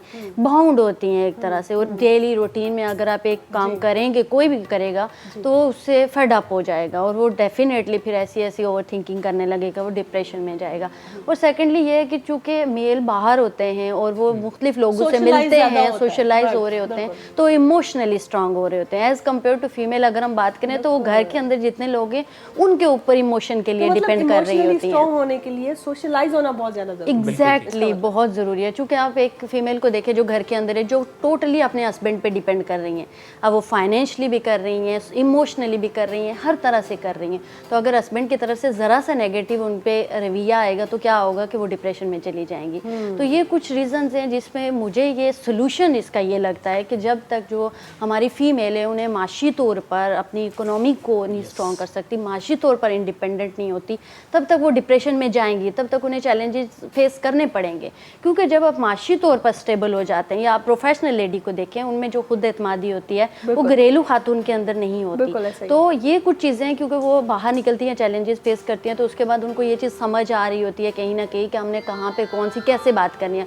और सेकेंडली वो बहुत ज़्यादा इमोशनली स्ट्रॉन्ग होती जाती हैं एज़ कम्पेयर टू जो घरेलू ख़वातीन है। और घरेलू ख़वातीन का इस टाइम बहुत बड़ी रेशो है पाकिस्तान के अंदर, चूँकि यहाँ पे अपॉर्चुनिटीज़ नहीं है, हरासमेंट है और भी बहुत सारे मसले, जिसकी वजह से हमारी ख़वातीन निकलती नहीं है। जैसे हम बात करते हैं ना, जीअं नाज़रीन असां ॻाल्हाईंदा आहियूं त वुमेन एम्पावरमेंट हुजे, हाणे वुमेन एम्पावरमेंट बि पोइ ईंदी अॻु में असांजा मर्द एम्पावर थियनि, सोसाइटी एम्पावर थिए। ऐं सोसाइटी तॾहिं ई एम्पावर थींदी जॾहिं तव्हां मर्द ऐं औरत ॿिन्हिनि खे ओतिरो स्पेस ॾिनो वञे जेको हुननि जी नीड आहे। त ॿाहिरि निकिरणु तमामु घणो ज़रूरी आहे, ऐं जेको आहे सो तालीम हासिलु करणु, जॉब करणु, न करणु, पंहिंजो बिज़नेस करणु, पर कीअं न कीअं जॾहिं औरत बि ॿाहिरि निकिरे त उहा एम्पावर थिए थी। ऐं एम्पावर औरत जेका आहे उहा वधीक जेको आहे कॉन्फिडेंटली पंहिंजूं नस्लूं अञा सुधारे थी सघे ऐं ज़ाहिर आहे घर ख़ानदाननि जा ख़ानदान घरनि जा घर जेके आहिनि उहे कामयाबु थी था सघनि। ऐं हिकिड़ो इहो बि जेको आहे फैक्ट हूंदो आहे त जॾहिं एम्पावर औरत आहे न, असमा आपसे पूछूंगी, ये भी माना जाता है कि औरत निकलेगी जॉब करेगी तो घर सफ़र होगा, वो घर को नहीं देख पाएगी, उसका घर मुतासर होगा, रिश्ते जो हैं वो उनको टाइम नहीं दे पाएगी।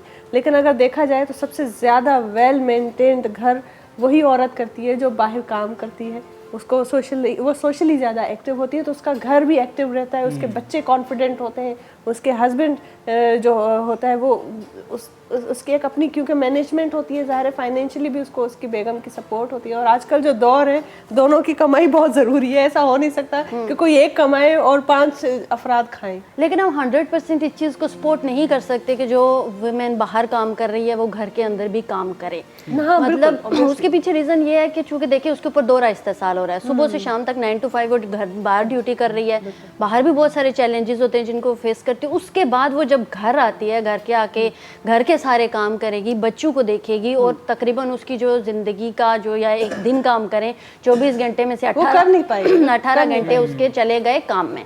अब क्या हुआ, उसके खुद की ज़ात के लिए टाइम नहीं बचा। एज़ कम्पेयर टू अगर मेल देखें, जब वो बाहर काम करने के लिए जाते हैं तो वो शाम को आते हैं, उनको खाना बना हुआ मिलता है, उनको प्लेट में सर्व किया जाता बिल्कुल है, सुबह उठ के उनको कपड़े प्रेस हुए हुए मिलते हैं, वो चले कॉल आ जाती है, बस चाय का मूड है और चाय तैयार होती है। हाँ, और वो टीवी के सामने बैठ के चाय ऐसा औरतों के साथ मुश्किल है कि वो बैठे और कहें, लेकिन अल्लाह का शुक्र है, मैं समझती हूँ कि हम जिन घरों से हैं, आप हैं और मैं हूँ, हमें तो अच्छा माहौल मिला है कि हमारे घर से सपोर्ट है।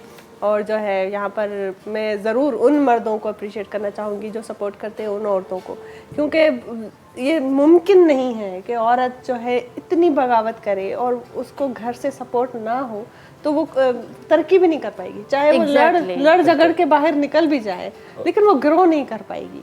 लेकिन ग्रो उसमें तब आएगा जब उसमें अपनी सपोर्ट होगी, अपनों का प्यार होगा, वो कॉन्फिडेंट होगा। ये सारी चीज़ें तो किसी हद तक मैटर करती हैं, लेकिन फीमेल को इमोशनली स्ट्रांग होना, वही बात घूम फिर के उसी जगह आ जाती है कि इमोशनली स्ट्रांग होना बहुत ज़रूरी है। आप दोनों की इस गुफ्तगू में मैं और डॉक्टर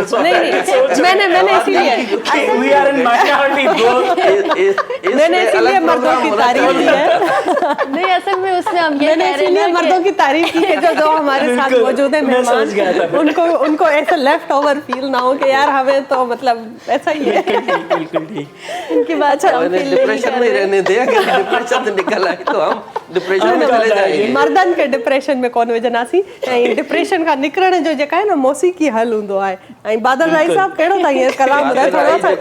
अच्छा हाँ, तव्हां शायद मुंहिंजे ख्याल में चओ पिया जे मौसम में अचे यादि यारनि जी जेका आहे, असां सां छा थींदो आहे इमरजेंसी डिपार्टमेंट में, रिमझिम जे मौसम में अचे कतार ज़ख़्मी बाइक वारनि जी छा जो जॾहिं रिमझिम थींदी आहे हल्की बरसात त ख़ासि करे बाइक घणी बाइक वारनि खे एहतियात करणु घुरिजे। पोइ उन में ज़ख़्म बि थियनि था ऐं फ्रैक्चर्स बि थियनि था, तमामु घणो नुक़सानु थो थिए। मैसेज आहे ॾाढो ज़रूरी आहे। कराचीअ में बि हींअर मौसम हली रही आहे ऐं बारिश जो मौसम आहे, बारिश थी बि हुई ऐं हींअर बि मथां थिए, त जेके बाइकर्स आहिनि, बाइक था हलनि, उन्हनि खे मोहतात रहणु तमामु ज़रूरी आहे। पंहिंजो ख़्यालु कयो, पंहिंजी सिहत जो ख़्यालु कयो।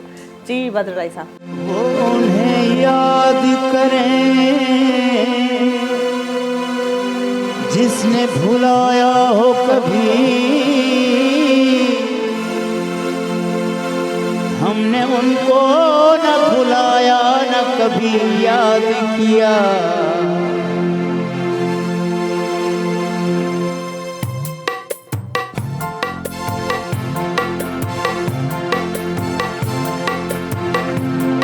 क्यों हमसे खफा हो गए ऐ जाने तमन्ना,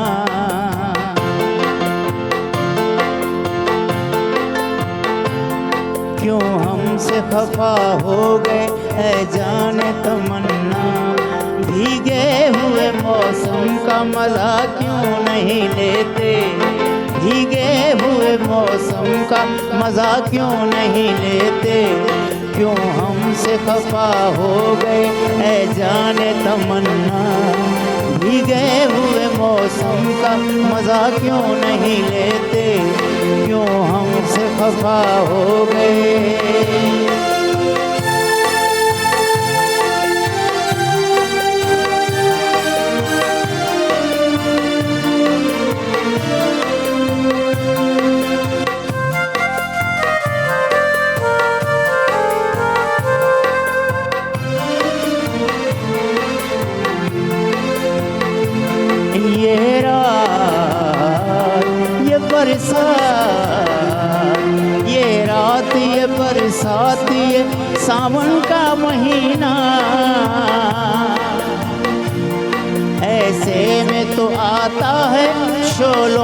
पसीना।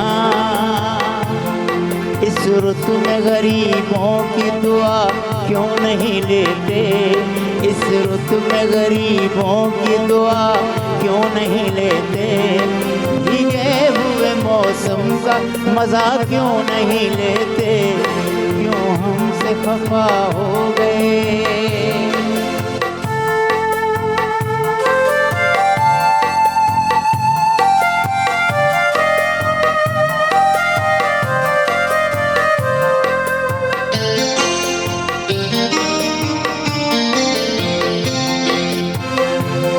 देखो तो जरा झांक के बाहर की फिजा में, देखो तो जरा झांक के बाहर की फिजा में, बरसात ने एक आग लगा दी है हवा में। इस आग को सीने से, इस आग को सीने में बसा क्यों नहीं लेते, इस आग को सीने में बसा क्यों नहीं लेते, भीगे हुए मौसम का मज़ा क्यों नहीं लेते, क्यों हमसे खफा हो गए।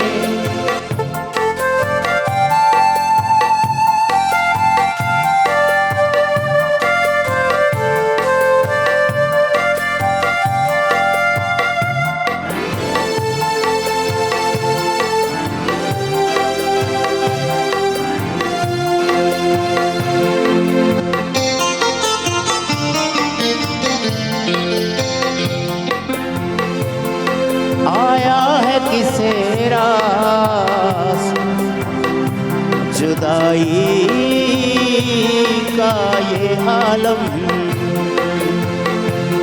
आया है किसे रास, आया है किसे रास जुदाई का ये आलम,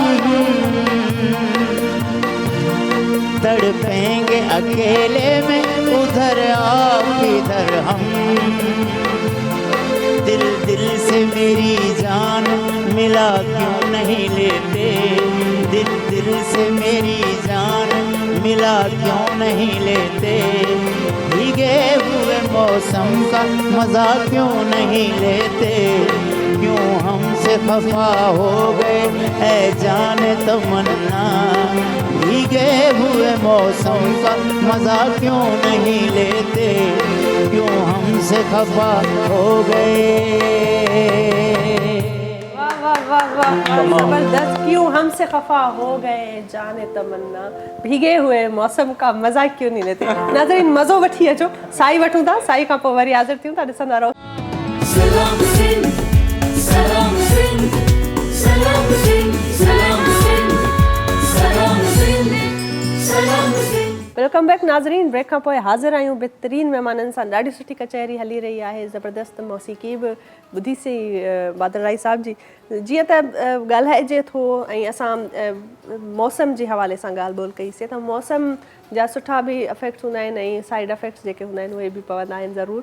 त तबियत ते नाचाकियूं थी पवंदियूं आहिनि घणनि माण्हुनि जूं, सीज़नल बीमारियूं, कुझु वायरसिस हूंदा आहिनि। हींअर छो त बारिश जो मौसमु आहे, त बारिश अॻु में बि वसी पए, मींहुं वसियो ऐं उन सां गॾोगॾु हींअर अञा बि पेशन गोई आहे, त मतां अॼु या सुभाणे बि बारिश थिए। डॉक्टर साहिबु तव्हां ॿुधायो, छो त सोसाइटी में वायरसिस तमामु घणा थी था रहनि, बारिश जे मौसम में वधि खां वधि कहिड़ियूं बीमारियूं, कहिड़ा वायरस, कहिड़ा इन्फेक्शन्स जेके आहिनि माण्हुनि खे थींदा आहिनि, ऐं उन्हनि खे कीअं प्रिवेंट कजे, एहतियात छा कजे। बारिश के दौरान, बारिश का बाद में ख़ासि करे रेस्पिरेटरी ट्रैक्ट इन्फेक्शन, ज़ुकाम, खंघि, बुखार इहो थी सघे थो। ऐं इन खां पोइ जेको वॾो मामिलो आहे जेको आहे असांजो मलेरिया ऐं डेंगी जो, इन में जेको आहे बारिश खां पोइ बारिश जो पाणी बीहे थो त पोइ मच्छर जेको आहे उहो स्प्रेड थिए थो। उन जे करे हिन खां वेंदे अप्रैल खां वेंदे सेप्टेम्बर ताईं सीज़न आहे असां वटि ऐं मच्छर आहे ई आहे, बारिश हुजे या न हुजे, तकरीबन। कराची में त ॾाढा पर हिन सीज़न में बारिश खां पोइ वधी थो वञे, हा, वधी इन थो में वञे वधी थो वञे। त हाणे केसिस अचणु शुरू थी विया आहिनि, रिपोर्ट थियणु शुरू थी विया आहिनि जंहिंमें मलेरिया ऐं डेंगी फीवर जा। त इन लाइ एहतियाती तदाबीर वठणु घुरिजनि। गवर्नमेंट जेको स्प्रे कराईंदी आहे उहो स्प्रे कराए, जेको आहे खुलियल जॻहुनि ते घर में एहतियात कयो त पाणी खुलियल न हुजे, को बाल्टिन में को जमा करे न रखो, नेट जो इस्तेमालु कयो, फुल स्लीव पाइणु घुरिजनि जेके आहिनि कपिड़ा, ऐं जेको आहे मॉस्किटो रिपेलेंट्स ईंदा आहिनि उहे लॻायो, त इहो बचाव करे सघिजे ठीक है, ख़ास तौर ते ॿारनि खे, ख़ासि करे ॿारनि खे, नंढनि वॾनि खे, सभिनी खे इम्यूनिटी बि इस्तेमालु उन्हनि जी करणु लो घुरिजे। हूंदी आहे। बिल्कुलु, सही त सही, बची सघिजे थो। बहितरीनु, ज़बरदस्त। त उमेदु कयां थी त इहे जेके ॻाल्हियूं आहिनि तव्हां नोट कंदा, इन्हनि शयुनि ते अमल बि कंदा। ॾाढियूं सुठियूं जेके ॻाल्हियूं असां कंदा आहियूं न, त जीअं इंसान खे ज़ाहिर आहे उत्साह हासिलु करण जे लाइ, मोटिवेशन हासिलु करण जे लाइ हिकिड़ो सहारो खपंदो आहे। उहो सहारो हूंदो आहे का अहिड़ी ॻाल्हि, का अहिड़ी शइ जेका तव्हांखे इंस्पायर करे। ऐं इन ॻाल्हि ते कॉलर असां सां गॾु मौजूदु आहे। जी, कॉल वठूं था। हेलो, अस्सलाम वालेकुम। हेलो, हेलो, अस्सलाम वालेकुम। वालेकुम अस्सलाम। केरु पिया ॻाल्हायो, किथां पिया ॻाल्हायो? मां नौशाद खां पियो ॻाल्हायां, भेण मुंहिंजी ओशाद पेमन पियो ॻाल्हायां। बादल राय खे चयोसि को पंतनी कलाम ॿुधाए। बादल राय साहब जी फरमाइश अची वई आहे, बिल्कुलु चई छॾियोसीं। तव्हां चयो ऐं फरमाइश असां तव्हांजी ज़रूरु पूरी कंदासीं। मौसम कीअं आहे तव्हां वटि, उते तव्हांजा कहिड़ा हाल आहिनि तव्हांजा, ऐं जेको आहे सो प्रोग्राम ॾिसो था पिया, बारिशुनि जो कराचीअ में मौसम आहे, तव्हां ॿुधायो त तव्हां वटि मौसम जो छा हाल आहे? हेलो, मौसम असां वटि भेण सफ़ा ख़राब आहे। राति बि बारिश पई आहे, अॻे ॾींहुं बि बारिश ॾाढी पई आहे। असांजा ॾाढा जान बारिश पाणी घर में थी आहे। जी जी, बारिश घर में आहे ऐं तमामु ज़रूरी आहे त तव्हां पंहिंजो ख़्यालु रखो ऐं जेके एहतियात कयो। डॉक्टर साहब असां सां गॾु मौजूदु आहिनि, उन्हनि जीअं हाणे थोरी देरि अॻु में ई ॿुधायो त बारिश जे मौसम में कहिड़ियुनि शयुनि जो ख़्यालु करणु घुरिजे। मच्छरनि जो कोशिशि कयो त मच्छरनि सां बचाव हुजे, ऐं मच्छर न हुजनि त सुठो आहे, पाणी जमा थियल न हुजे। सो इन्हनि शयुनि जो ख़्यालु रखो। उमेदु आहे त जेको आहे सो ख़ुशि रहंदव, ऐं बिल्कुलु तव्हांजी फरमाइश बि नोट कयूं था। प्रोग्राम ॾिसंदा रहो। Thank U. सलाम सिंध। जी, बहितरीनु। जेको आहे असां वटि कॉलर बि हुई, कॉलर अची विया, इन्हनि जी फरमाइश बि अची वई हुई, ऐं असां जेको आहे सो अस्मा खां पुछंदासीं। अस्मा, जब ये मैं बात कर रही थी कि एक हमें चाहिए होता है एक बूस्टअप, कोई भी काम करें कहीं भी ना, कुछ एक पुश करने के लिए ना कोई एक एलिमेंट चाहिए होता है। चाहे कोई दोस्त हमें कोई सलाह दे दे, या कभी ऐसा होता है ना, बैठे बैठे ख्याल आ जाता है कि लाइफ में ये करना है मुझे, तो आपको जब वो फील हुआ, वो बूस्टअप मिला कि भाई मुझे अब करना है, कुछ सोशली काम करना है, तो सबसे पहला कदम जब इंसान उठाता है, सोसाइटी में जाता है, लोगों से इंटरेक्ट करता है, और पहली मुसीबत आती है ना, तो फिर जल्दी से हमारी जो है दिल भी टूट जाते हैं कि यार ये तो काम मुझसे नहीं हो रहा, ये तो बड़ा है, मैंने सोचा ये था और अब हो ऐसा रहा है। तो ऐसा कभी हुआ कि आपको फील हुआ कि यार अब ये जो है आप नहीं कर पाएंगी, या कभी कुछ ऐसा फील हुआ कि मुश्किल काम है? कैसे?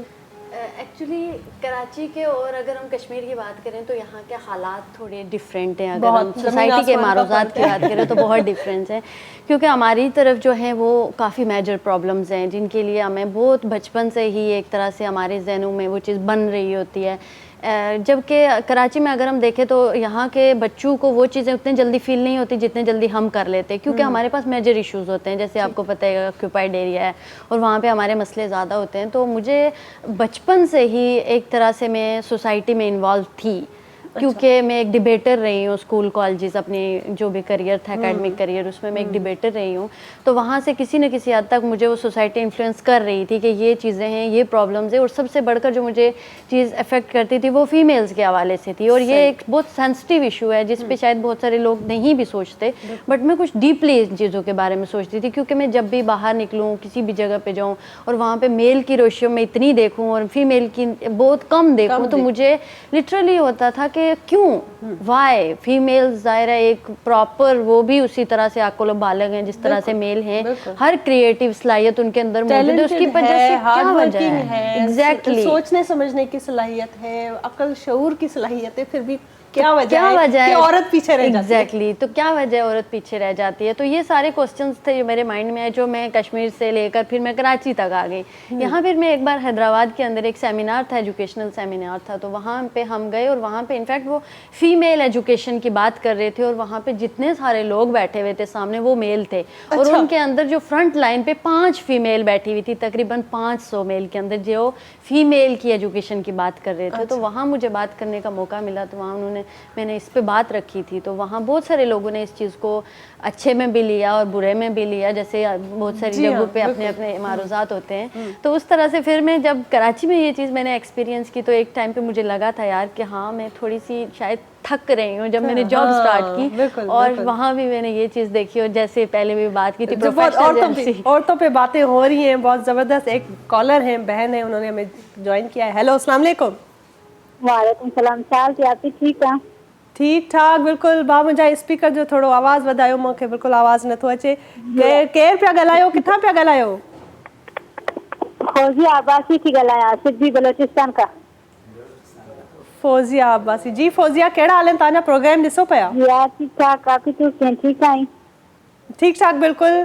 ऐं कुझु पुछणु चाहींदा? ॾाढो बहितरीनु महिमान असां सां गॾु मौजूदु आहिनि, उन्हनि सां कुझु ॻाल्हाइणु चाहींदव? जी हा, मां मच्छर खोड़ आहिनि, पर अहिड़ा मच्छर आहिनि असांखे बि घणा मच्छर आहिनि असांजे इलाइक़े में। बारिश थी आहे, बारिश जी वजह खां बीमारियुनि जे हवाले सां। जी डॉक्टर साहब ॿुधायो, ऐं जेको आहे जेके सीज़नल बीमारियूं, बारिश जो मौसम हुयो त बारिश जे मौसम जे हवाले सां हले थो पियो। खंघ जुकाम, मतलब कि बारिश जी वजह खां थिए थो, मौसम ख़राब थी वञे थो पियो।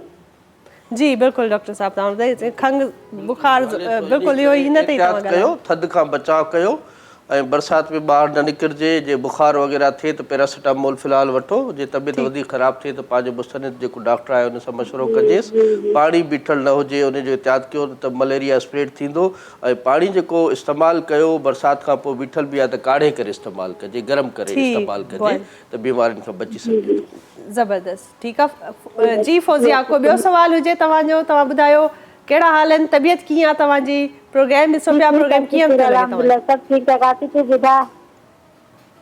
Thank you so much, thank U, वॾी महिरबानी तव्हां असांखे जॉइन कयो। ऐं जी, तो इसी पे बात हो रही थी कि भाई हम औरतें, जैसे आपने किया तो मुश्किल आपको पेश आई, तो फिर क्या किया? आपको थोड़ी सी दिल आज़ारी हो गई, आपने सोचा कि फील्ड चेंज कर लेते हैं? नहीं, ऐसा बिल्कुल भी नहीं हुआ। मुझे लगता है कि ज़िंदगी में आपको एक मोटिवेशन चाहिए होती है जीने के लिए, और जब तक आपके पास एक छोटा सा भी कोई उम्मीद ना हो जीने की, तब तक के लिए आपको उम्मीद नहीं छोड़नी चाहिए। तो इसलिए कुछ ना कुछ नया ट्राई करना चाहिए। फिर क्या किया? कैसे आपने वो उस पर पुख्ता कैसे रही? क्या किया कि नहीं अब मुझे यही करना है? अपने आप को कैसे संभाला? एक्चुअली वो इस टाइप का नहीं था कि मैंने बस छोड़ देना है सारी चीज़ें। वो एक्चुअली एक टाइम पीरियड था मेरे लिए, इसलिए मुश्किल आया था, क्योंकि मैं एक फैमिली से दूर बहुत आई थी, और कराची एक नया सिटी, जब बाहर से बंदा आता है तो बहुत मुश्किल होता है उसके लिए यहाँ पे रहना। तो जाकर अपनी जगह बनाना। हाँ, तो लेकिन कराची वो सिटी ऑफ नॉलेज भी है कि आपको यहाँ से कुछ ना कुछ गेन करने के लिए मिलता है। लेकिन कराची ने आपको प्यार दिया, एक्सेप्ट किया, बहुत सारी चीजें दी कराची ने। ये बात है कराची वालों की। तो यहाँ पे एक्सेप्टेंस बहुत ज्यादा है। आप अलग अलग शहरों से लोग आते हैं, यहाँ पर काम करते हैं, व्यापार कंदा आहिनि माण्हू, ऐं ज़ाहिर आहे उहे पंहिंजे फैमिली खे सपोर्ट कंदा आहिनि। हिन ॻाल्हि ते कॉलर असां सां गॾु शामिल आहे। जी हेलो, अस्सलाम वालेकुम। हेलो हेलो जी, अस्सलाम वालेकुम। केरु पिया ॻाल्हायो, किथां पिया ॻाल्हायो? हेलो जी जी, आवाज़ आ रही है, कौन बात कर रहे हैं? और टीवी का वॉल्यूम बंद कर दे, और कॉल भी ड्रॉप हो गई। ठीकु आहे, जॾहिं बि तव्हां कॉल कयो त टीवी जो जेको वॉल्यूम आहे म्यूट करे तव्हां कॉल कयो, ऐं पंहिंजी आवाज़ तव्हां पोइ रिपीट में, या जॾहिं बि यूट्यूब ते असांजो प्रोग्राम ऑन एयर थींदो त तव्हां अपलोड थींदो त तव्हां उते ॾिसी था सघो, पंहिंजी आवाज़ पाण ॿुधी था सघो। तव्हां कॉल कंदा आहियो, ॾाढी मुश्किल सां तव्हांजी कॉल लॻंदी आहे, त असांजी बि कोशिशि हूंदी आहे त असां तव्हांखे ॿुधी सघूं, ऐं के तव्हां जूं क्यूरीज़ आहिनि, के सवाल आहिनि, त उहे प्रॉपर असां ताईं पहुची सघनि। इन जे लाइ तमामु ज़रूरी आहे त टीवीअ जो खे बिल्कुलु म्यूट करे पोइ कॉल कंदा कयो, त जे तव्हां असां सां ॻाल्हाए सघो। हिकिड़ो ॿियो कॉलर मौजूदु आहे। हेलो, अस्सलाम वालेकुम। हेलो, अस्सलाम वालेकुम। वालेकुम सलाम। कौन, कहाँ से बात कर रहे हैं? ठीक ठाक है, खैरियत? ठीक ठाक, बलूचिस्तान से बात कर रही हूँ। बलूचिस्तान से। क्या हाल है आपके? प्रोग्राम देख रही हैं, कैसा लग रहा है आपको हमारा प्रोग्राम? बहुत शौक देखते हैं, और राजा मेमन का भी प्रोग्राम बहुत शौक से देखते हैं, सारे रोजे में हम लोग देख रहे थे। अरे वाह, जबरदस्त, बेहतरीन। आज के मेहमानों से कोई सवाल है, कुछ पूछना चाहेंगी? मेरा सवाल ये है कि डॉक्टर साहब से मुझे एक सवाल करना है। जी डॉक्टर साहब। मिट्टी के काम से अदा करूँ, ठीक है, और खुद ज्यादा मतलब कमरे में बैठी तो मेरे लिए सही है। धूप और ये मिट्टी हवा, ये जब मुझे लगे या मिट्टी ज्यादा लगे उससे मतलब नाक से पानी जाता है, दिल भी खराब हो जाता है, चेहरा भी खराब हो जाता है, मतलब एलर्जी ज्यादा होती है ना। ठीक है, ये आजकल हो रही है या होती रहती है आपको? होती रहती, बहुत ज्यादा होती रहती है। ठीक है जी डॉक्टर साहब, तमामु बिल्कुल जेका ॻाल्हि करे थी अदी इन में एलर्जी जी ॻाल्हि थी करे। अगरि हिनखे एलर्जी आहे धुएं खां, मटी खां, कंहिं ख़ुशबू खां, त हिकिड़ो त पहिरियां त उन खां अवॉइड कंदी, ठीकु आहे। पर जे किचन में वञे थी धुओं आहे त मास्क जो इस्तेमालु कनि। पर एग्जैक्टली छा सां एलर्जी आहे, इन जो को टेस्ट वगैरह जो टेस्ट थींदो आहे, इन जो टेस्ट थींदो आहे, इन जा मुकम्मल टेस्ट थींदा त ख़बर पवंदी इनहेलेशन खां, कंहिंखां ख़ुशबू खां एलर्जी आहे, कंहिं फूड पार्टिकल्स खां एलर्जी आहे। जेसि ताईं एंटी एलर्जिक टेबलेट वठे ऐं एहतियात करे। जी अच्छा, आपको कोई खास उससे एलर्जी है? आपने कोई टेस्ट वगैरह करवाए हैं? कोई ऐसी खास कोई नहीं, अभी तक टेस्ट नहीं करवाया, लेकिन हर चीज से एलर्जी है। गर्मियों में अक्सर होती है। जी अभी आप जाइएगा, अभी आप जैसे कि कमरा साफ किया, कोई चीज उठाया, उससे मिट्टी निकाला, बस इसी चीज से ज्यादा होती है। और आंखों में दाने भी ज्यादा आते, सुर्ख हो जाते हैं आंख। जी बिल्कुल, आप जब टेस्ट करवाएंगे इंशाल्लाह तो फिर उस पर मज़ीद आपको जो है उसके हवाले से ट्रीटमेंट दिया जाएगा, तो इंशाल्लाह सही हो जाएगा। बहुत शुक्रिया कॉल करने का, प्रोग्राम देखती रहे और थैंक यू सो मच। जी नाज़रीन, सो इन हवाले सां जेके ॻाल्हियूं पियूं हलनि, डॉक्टर साहब जॾहिं एलर्जी वाकई में थींदी आहे त पोइ भला टेस्ट छा हूंदो आहे, तव्हां ॿुधायो कहिड़ा टेस्ट इन जा मुख़्तलिफ़ टेस्ट थींदा आहिनि। हिकिड़ो IG लेवल उहो टेस्ट कंदा आहियूं त एलर्जी लेवल केतिरी आहे। ॿियो जेको इनहेलेशन जी हिकिड़ो टेस्ट थींदो आहे, ऐं हिकिड़ो फूड पार्टिकल्स जो थींदो आहे, ब्लड मां बि थींदो आहे, ऐं जेको आहे साह जे वसीले बि कंदा आहियूं।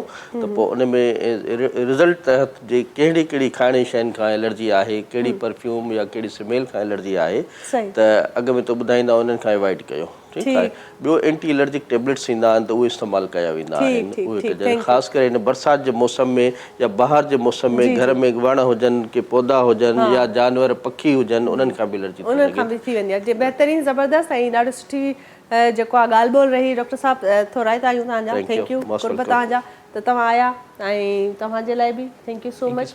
राजकुमार, अस्मा, बहुत खुशी हुई कि आपसे मिले और आप जिस तरीके से बात करी है, जेको तव्हांजो मक़सदु आहे, जेको मोटो आहे, मां सम्झंदी आहियां ॾाढो सुठो आहे, ॾाढो सुठो कमु था कयो ऐं कंदा रहो कमु। ऐं तव्हां जहिड़नि नौजवाननि खे ॾिसी करे उत्साह हासिलु थींदो आहे, ऐं सिंध बि उत्साह हासिलु कंदी रहंदी। ऐं जेके असांजा सिंध वासी आहिनि, ॾिसो त कहिड़े तरीक़े सां ख़ूबसूरत तरीक़े सां पंहिंजो पाण खे कॉन्ट्रीब्यूट था कनि।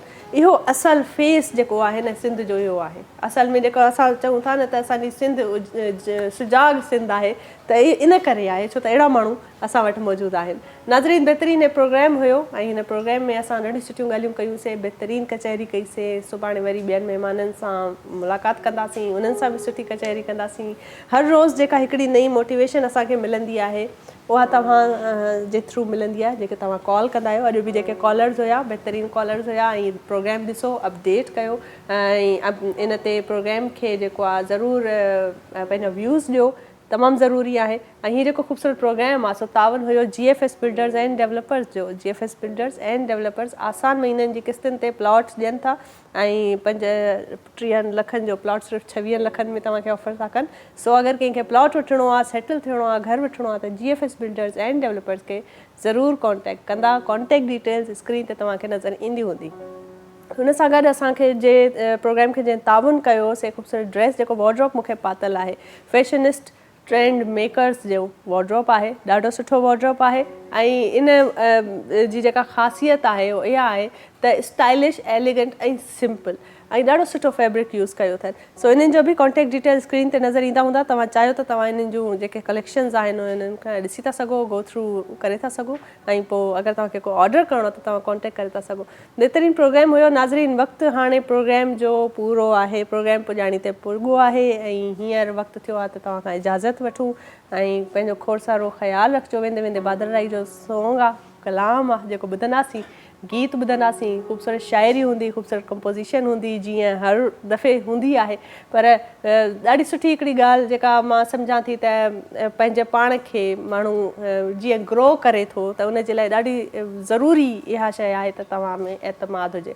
सो एतमाद रखो पाण ते ऐं इंशाअल्लाह ज़िंदगीअ में जेको बि कमु कंदा, जंहिं बि फील्ड में कमु कंदा, कामयाबी हासिलु कंदा। पंहिंजो खोड़ सारो ख़्यालु रखो, मूंखे दुआउनि में यादि रखो। अल्लाह भाई। इन बारिशों से दोस्ती अच्छी नहीं फरार,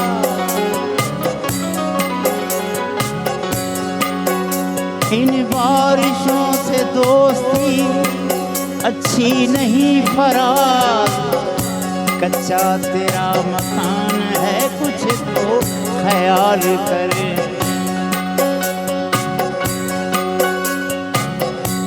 सुनो जब तक ये कच्चा घर रहेगा, सुनो जब तक ये कच्चा घर रहेगा, हमेशा बारिशों का डर रहेगा। सुनो जब तक ये कच्चा घर रहेगा, हमेशा बारिशों का डर रहेगा।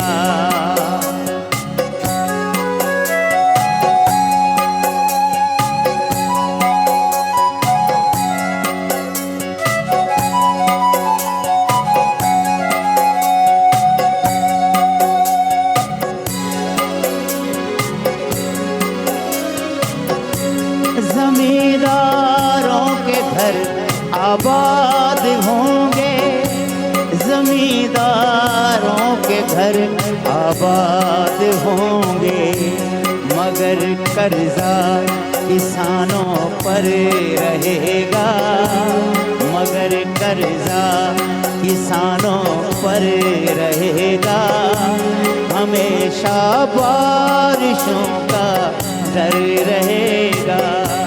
सुनो जब तक ये कच्चा घर रहेगा, हमेशा बारिशों का डर रहेगा।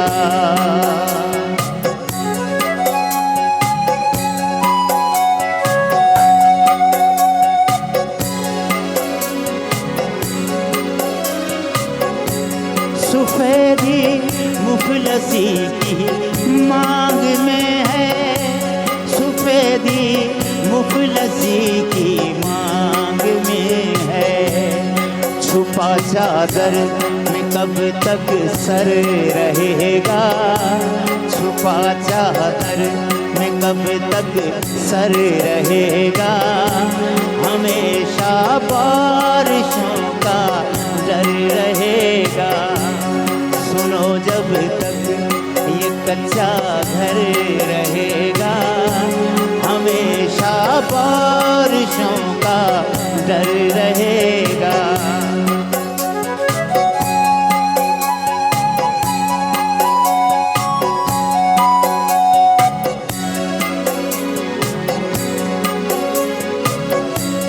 नजर होगी ज़माने की उसी पर, नजर होगी ज़माने की उसी पर, जिस्म जिसके ऊपर ज़ेवर रहेगा, जिस्म जिसके ऊपर ज़ेवर रहेगा, हमेशा बारिशों का डर रहेगा। सुनो जब तक ये कच्चा घर रहेगा, हमेशा बारिशों का डर रहेगा।